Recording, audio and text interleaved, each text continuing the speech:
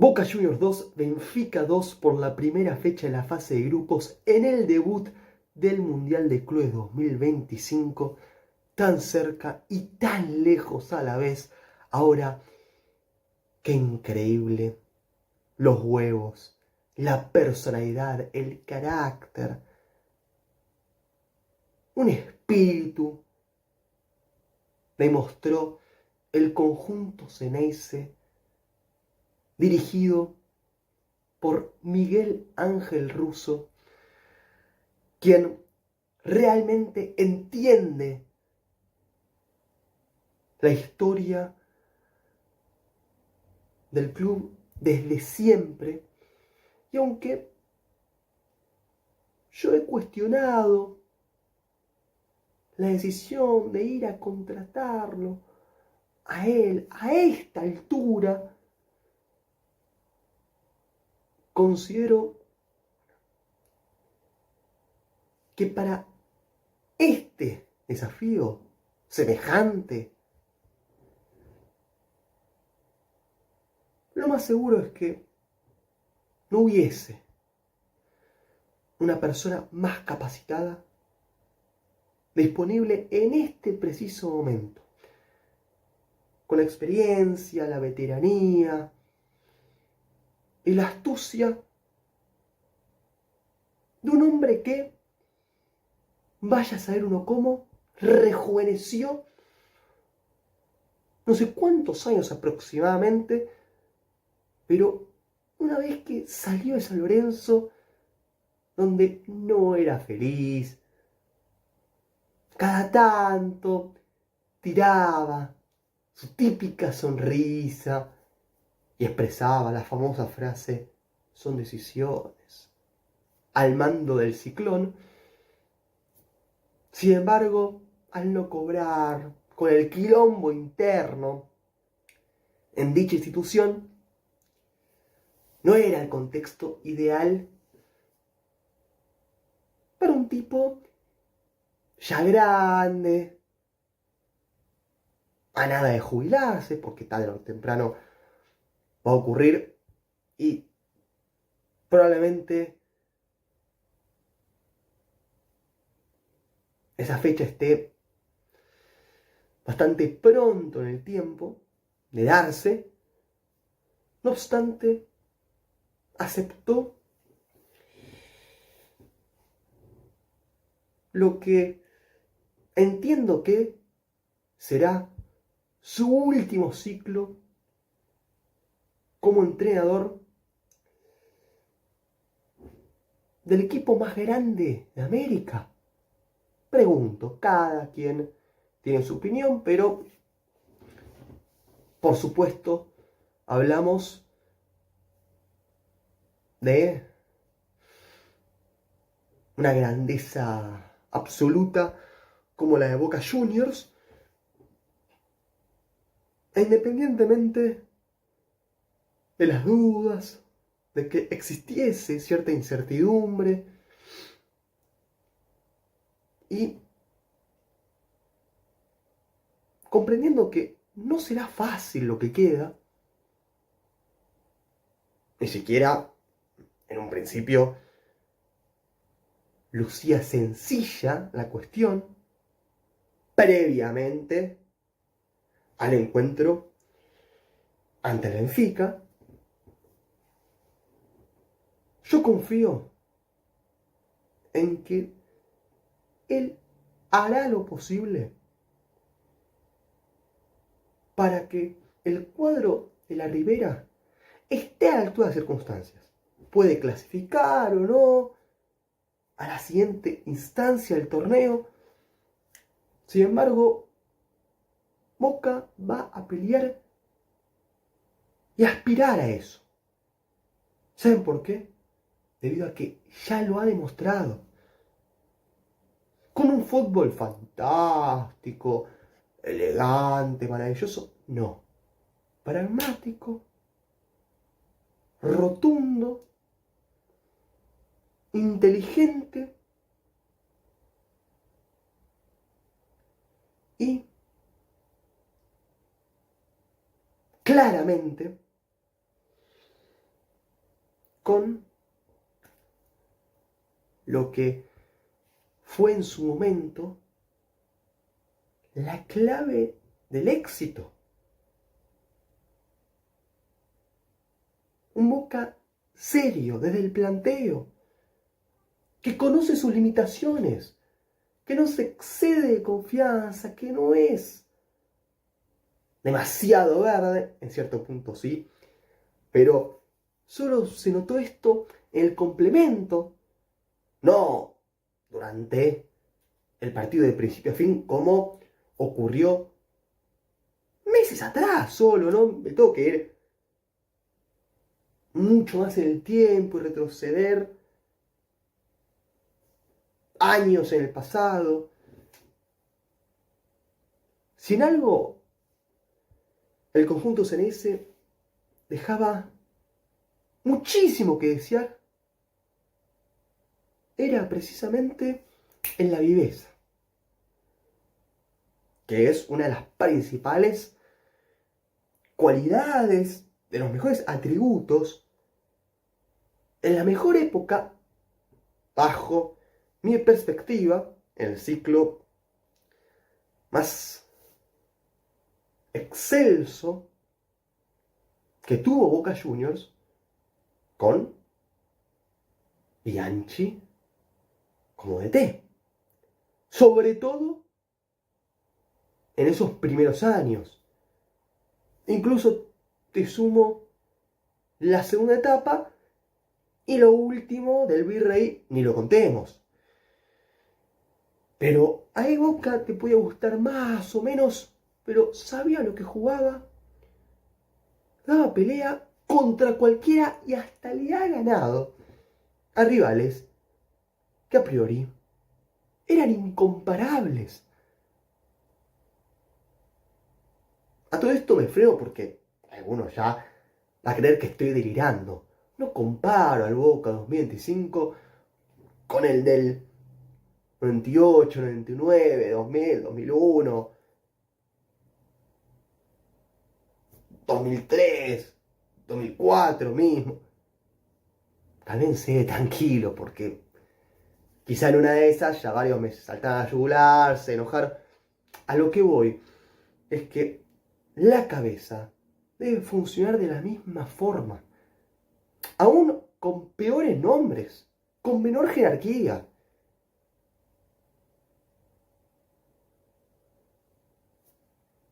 Pero con un sentido de pertenencia que estos muchachos no habían mostrado. Es que cómo no imaginarse que el Benfica iba a golear un Boca parsimonioso en los últimos tiempos, flojo, poco pillo, distraído, intrascendente, irregular, errático, lento, predecible.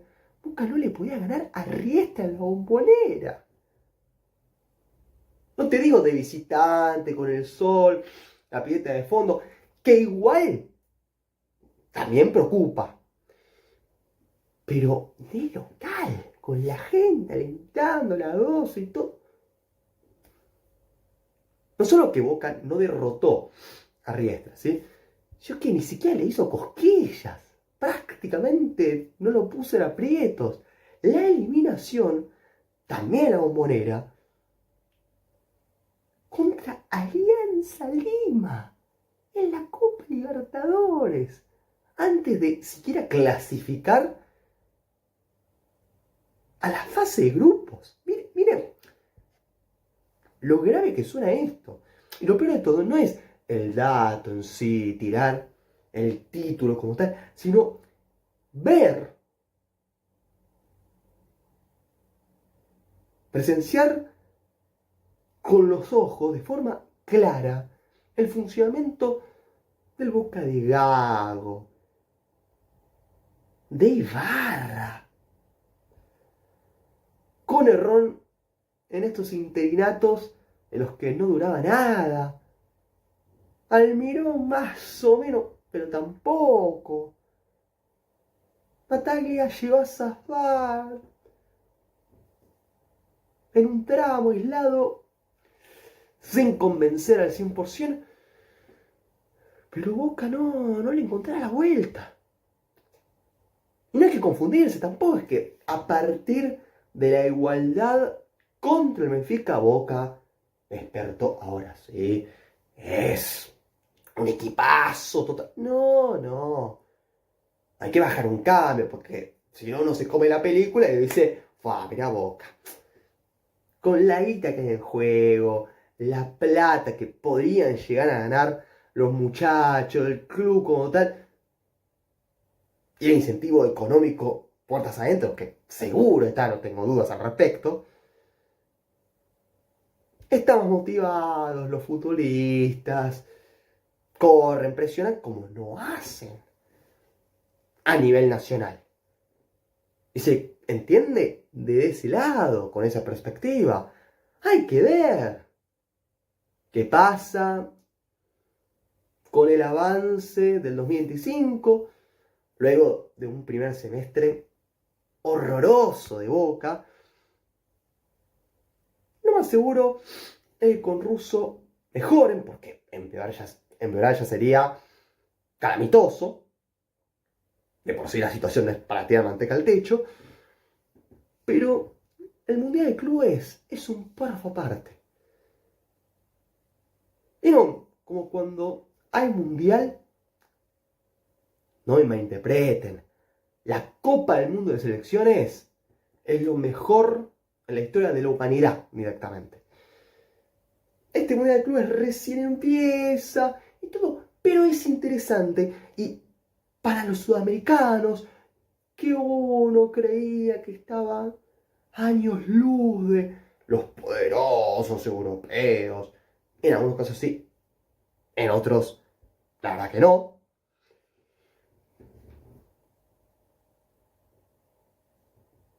Esto para los equipos de Sudamérica es como un año en paralelo que no tiene nada que ver con el contexto vivido para los brasileños en el Brasileirao, para los argentinos en la Copa de la Liga, en la Copa Argentina, en algún torneo internacional, al menos River. No tiene nada que ver una cosa con la otra. Y yo creo que se lo toman así. Y por eso, Boca ha repartido puntos con el Benfica. Que dicho sea de paso, no es la gran cosa. ¿Para qué engañarnos? Porque en este preciso instante agrandan la figura de Boca.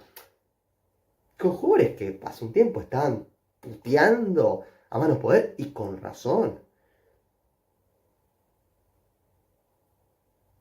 Habiendo aclarado esto, el Benfica no es una maravilla. Que por individualidades le tuvo que haber ganado por goleada a Boca, evidentemente. Pero el problema es su entrenador, Bruno Lage, o Bruno Lage, como se pronuncie. Es del montón. Y con futbolistas de la calidad del Benfica, que ojo, mitad de cancha tampoco hay ningún fenómeno. Renato Sánchez juega gratis por la Euro del 2016. Que siquiera en la Eurocopa 2016 hizo una exhibición memorable al punto de otros futbolistas. O sea, vos repasás el rendimiento de Pogba en la Euro del 2020 que se jugó en el 2021 y es como ver a Tiganá mientras que lo comparás con Renato Sánchez en la Euro 2016 y parece un mediocampista común de ferro, con todo el cariño que le tengo a mi amado oeste. La realidad es que no hay ni punto de comparación. Entonces, seamos serios. Renato Sánchez, mamita, qué invento. Florentino Luis. Sí, le pone huevos, recupera alguna que otra pelota, pero le falta técnica. Aursnes. Cualquiera. Y Cocu, el único con buen pie, que filtra pelotas entre líneas, que te adelanta el equipo y no te lo retrasa, fue suplente. Cabeza cabe. Después, vos ves el centro que le pone a Otamendi sobre el cierre del partido y aún es más grave todavía. ¿Cómo carajo no fue de un arranque? Titular indiscutible, Cocu. Que te la puedo llegar a tomar por un tema de la exigencia en la temporada y que esté cansado, condicionado físico, pero igual, Cocu no puede faltar en el Benfica. Al que no le sobra creatividad, un juego asociativo magnífico. Por algo el Sporting de Lisboa, con buenos jugadores hasta ahí, porque Trincao en la 24-25 vivió,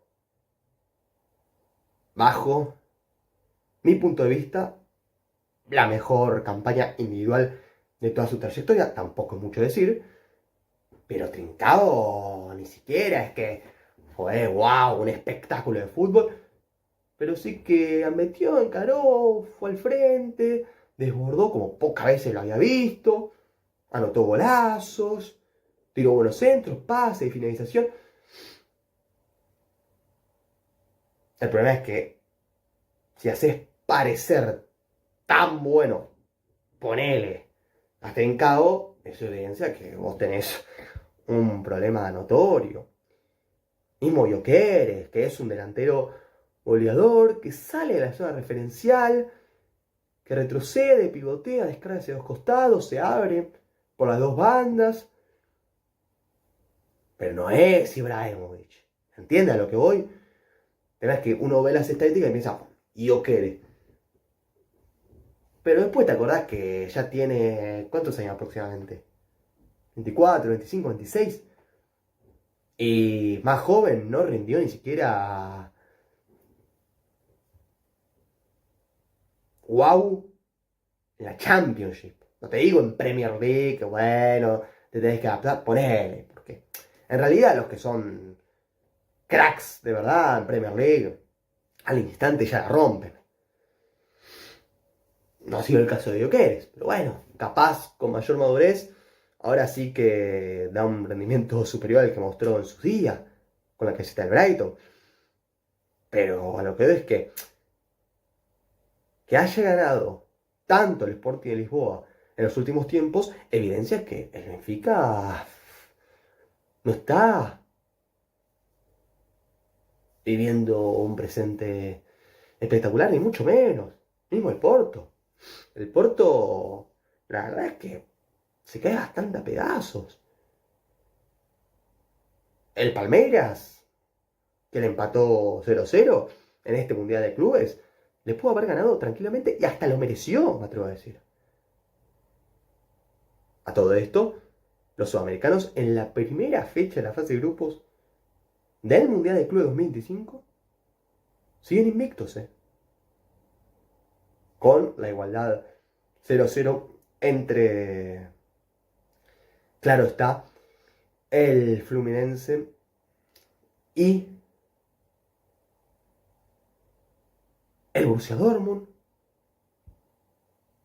Palmeiras 0, Porto 0, que ya lo mencioné. Boca 2, Benfica 2, como también lo dije. Por eso el análisis va de esto. River, que ganó por 3-1, es otro ejemplo. Y acá es donde se demuestra, bueno, el que me falta es el Flamengo derrotando 2-0 al Esperance, pero un equipo africano. Era predecible eso. Ahora lo demás, enfrentamientos sudamericanos ante europeos, no muchos confiaban. Y lamentablemente, todo está nivelado en el presente para abajo. No como en otra época que los sudamericanos hasta goleaban a los europeos por encontrarse en mejores condiciones a la hora de mantener sus estrellas, previamente a la ley Bosman que cambió el fútbol fue un antes y un después completamente.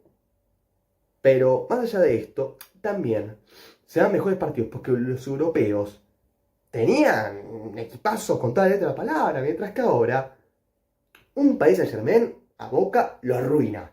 Pero también al Benfica, lo propio Atlético de Madrid, al Inter de Milán, a cualquiera. Son casos aislados los equipos europeos que uno puede considerar cucos, peligrosos, que intimidan. No es el caso del Benfica, que con Eusebio,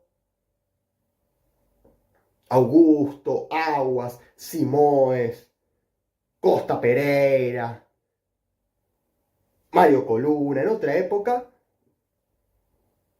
vos sabés que te humillaba.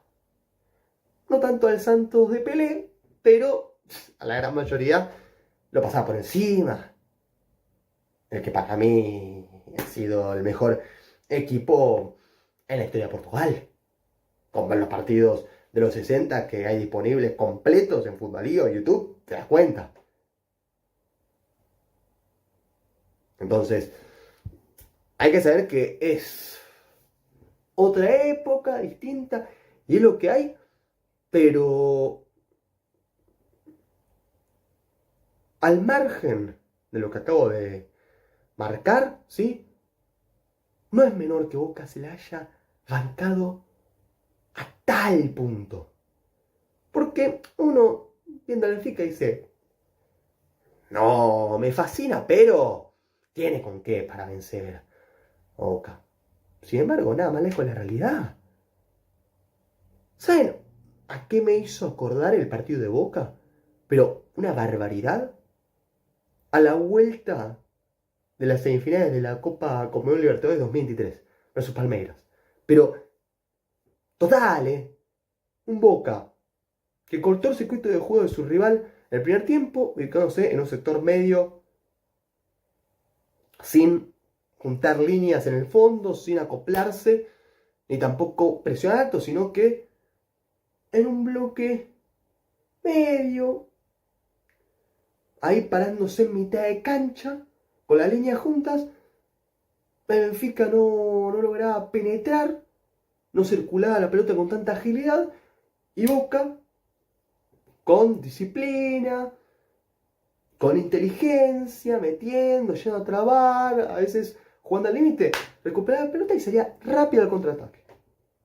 Con 2, 3, 4 pases a lo sumo, centro área y a otra cosa.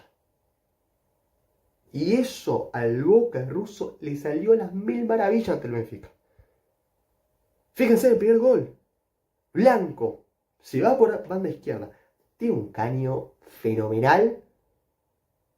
Centro al primer palo. Y Merentiel que pica al espacio con una viveza notable para empujarla. Y gol, claro, ¿qué va a hacer el arquero del Benfica ahí?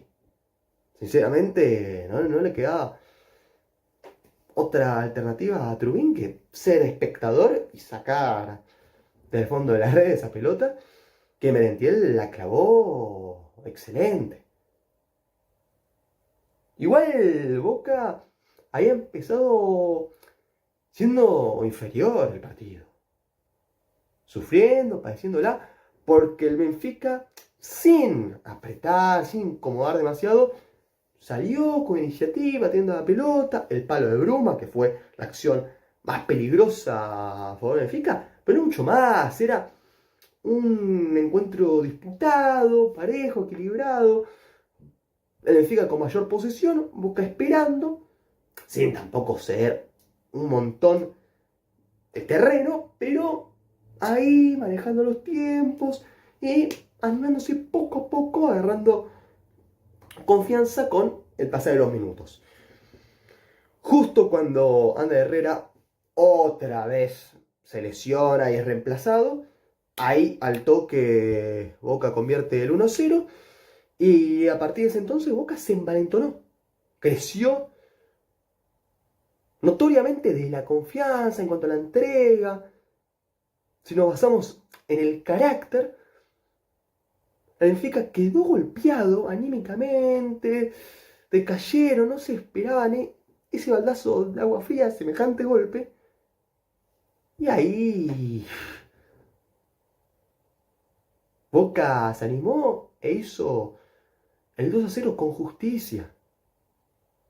Centro, el segundo palo, cabezazo de Ayrton Costa, que se la deja servida para que reciba en el primer palo Bataglia, quien marcó el tanto que ampliaba la ventaja a favor del conjunto Ceneice. Dos cabezazos en el área, gol, y así fue.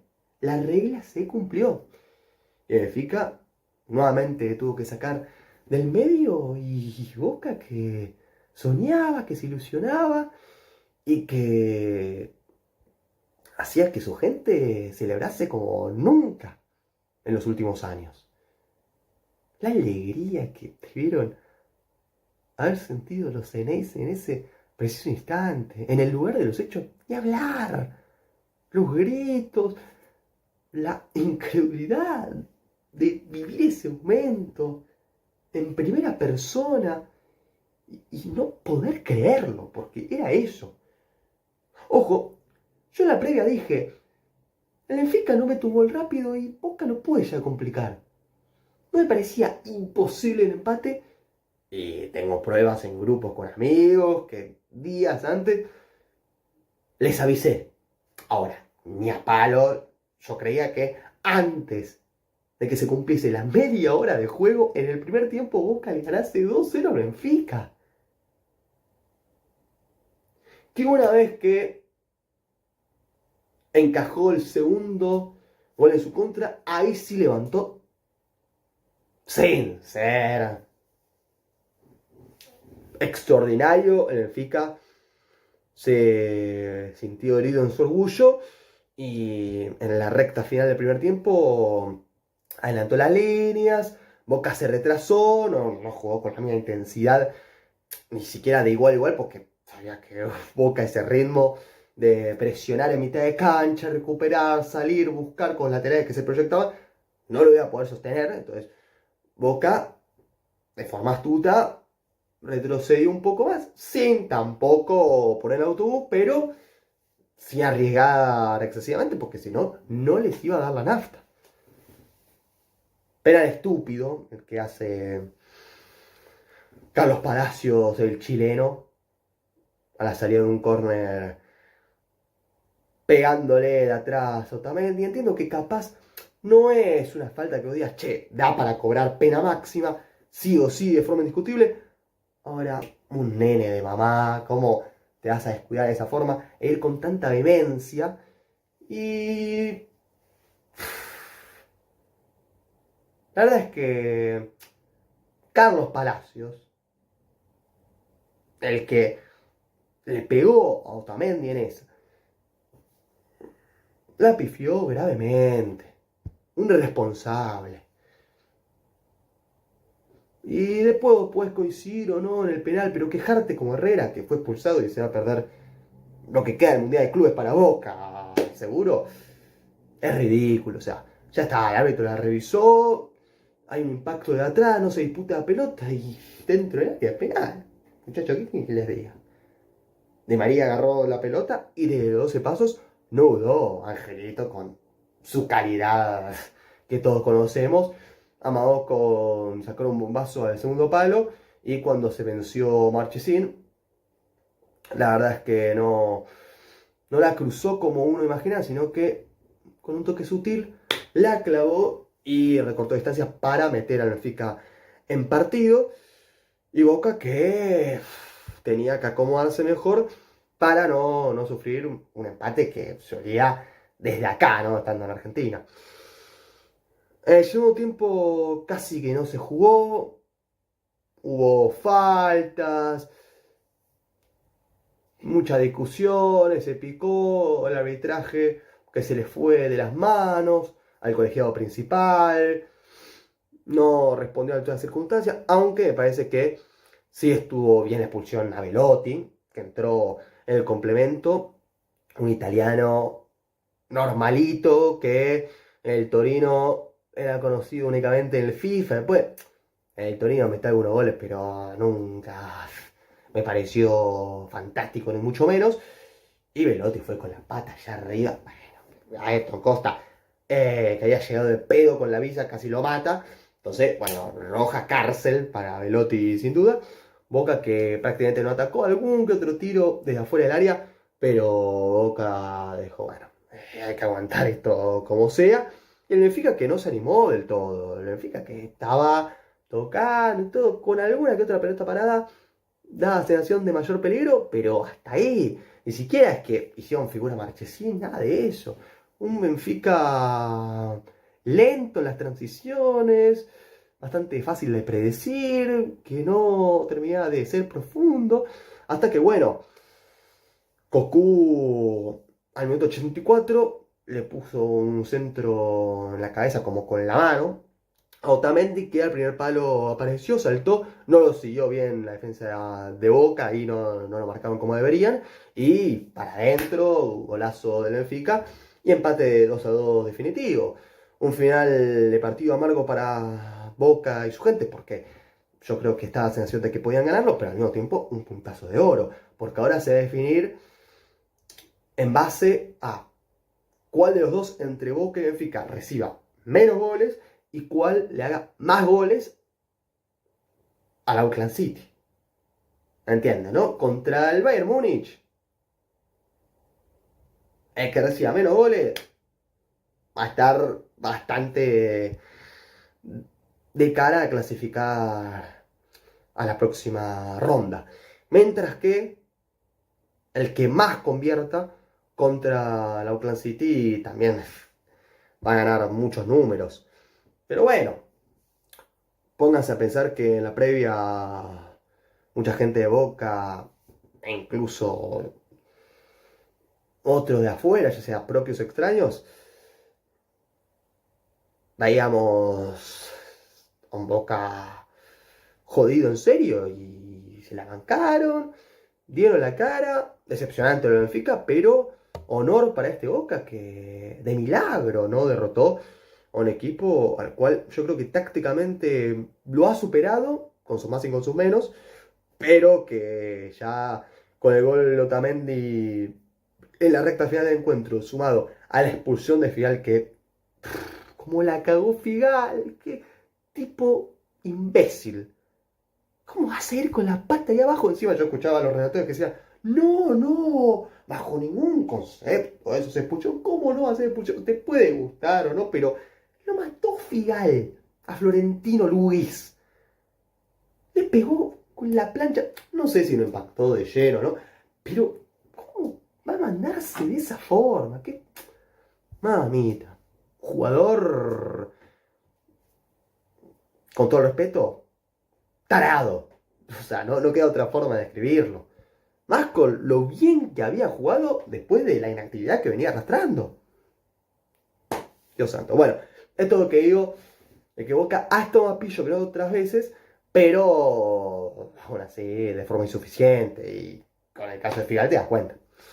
Yendo al uno por uno de ambos equipos rápido, en el Benfica Trubin no fue tan exigido, pero no respondió a las circunstancias para mí en los dos goles. Yo creo que no cubre ese primer palo cuando aparece Merentiel, no anticipa rápido. En el primer gol de Boca pudo haber hecho más, pero tampoco es que haya sido el culpable o el mayor responsable de la derrota desde lo moral de Benfica, porque no ha sido así de resultado. Sí, yo creo que por todos los condicionantes.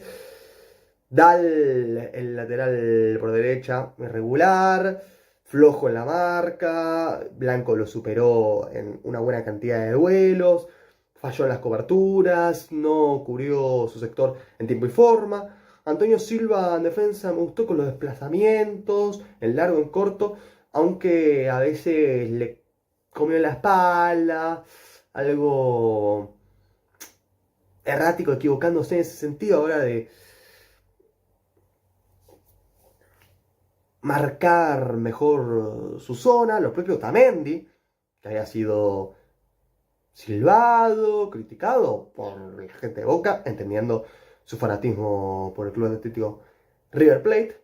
Sin embargo, terminó siendo el héroe del Benfica con ese gol, salvando a su equipo del desastre, que de por sí lo fue, pero al menos no del marcador, aunque ya es un resultado que al Benfica le viene terrible, ¿no? Para lo que eran sus expectativas.